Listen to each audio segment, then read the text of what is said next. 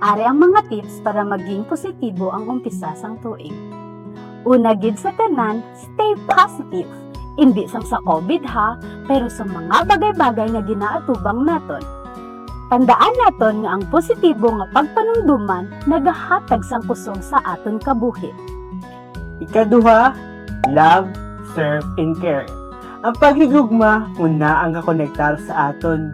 Usa din kita gatipan sa aton mga pinalangga, nagapakita sa aton sa pag-alaga sa ila. Ikatatlo, have trust.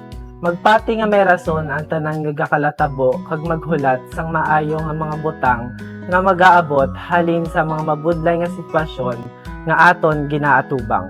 Ikaapat, focus on get to.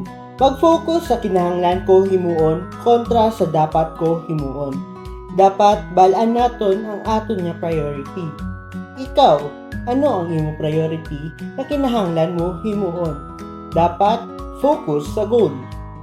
Ang pinakaulihi pero ang pinakaimportante, smile and laugh more.